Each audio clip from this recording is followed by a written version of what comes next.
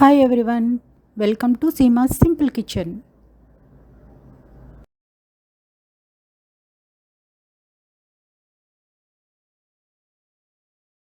ఇవాల్టి recipe aloo stuffed capsicum bajji. దీనికోసం నేను క్యాప్సికమ్ ఈ విధంగా కట్ చేసి పెట్టుకున్నాను. స్టఫింగ్ కోసం 4 మీడియం సైజ్డ్ పొటాటోస్ని బాయిల్ చేసి మ్యాష్ చేసి పెట్టుకున్నాను. ఈ మ్యాష్ చేసి పెట్టుకున్న పొటాటోస్లో 1 స్పూను ధనియాలు, 1 స్పూను జీలకర్ర, 1 స్పూను చిల్లీ పౌడరు, సాల్ట్, అదేవిధంగా పచ్చిమిర్చి, అల్లం కూడా వేసుకున్నాను. చిల్లీ పౌడరు, పచ్చిమిర్చి అనేవి మనం తినే కారాన్ని బట్టి వేసుకోవాలండి. ఇవన్నీ వేసిన తర్వాత ఒకసారి దీన్ని బాగా కలుపుకోవాలి. కలుపుకున్న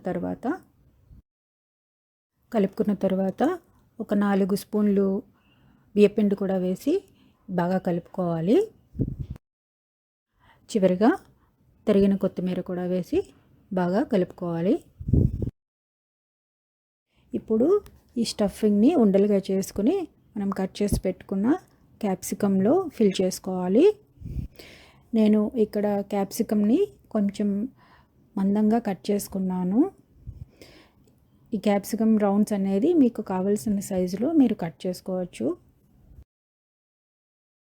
ఈ విధంగా క్యాప్సికం రౌండ్స్ అన్నిటినీ మనం స్టఫింగ్తో ఫిల్ చేసి పక్కన పెట్టుకోవాలి.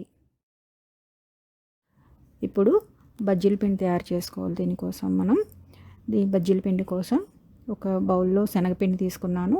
అదేవిధంగా శనగపిండిలో మనం 1 స్పూను వాము, ఒక 1/2 స్పూన్ ఇంగువ, రుచికి సరిపడా ఉప్పు, అదేవిధంగా 1/2 స్పూన్ పసుపు వేసి బాగా కలుపుకోవాలి. ఈ బజ్జీల పిండిని మనం నార్మల్గా బజ్జీలు ఎలా వేస్తామో ఆ విధంగా ఆ కన్సిస్టెన్సీ ఉండేలా కలుపుకుంటే సరిపోతుంది.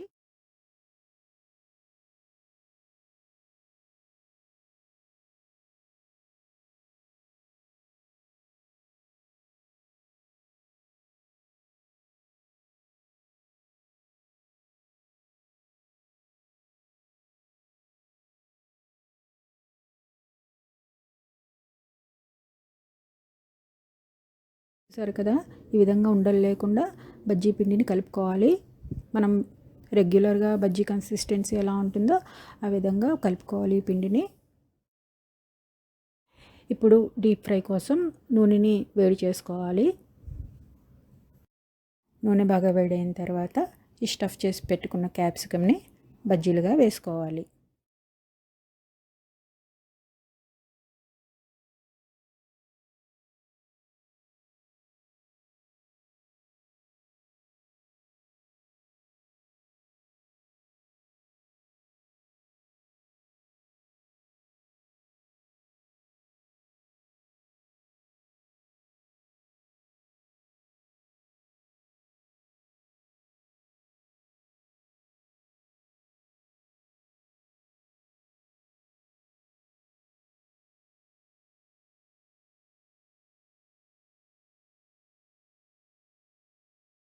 బజ్జీల్ని ఈ విధంగా గోల్డెన్ బ్రౌన్ వచ్చేంత వరకు వేయించుకోవాలి.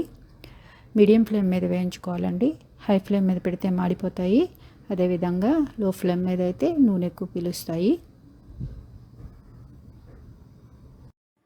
Aloo stuffed capsicum bajji ready.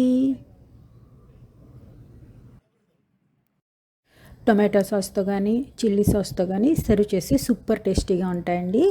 పిల్లలకైతే చాలా అంటే చాలా బాగా నచ్చుతాయి. ఒకసారి ట్రై చేసి చూస్తారు కదా. Thank you for watching.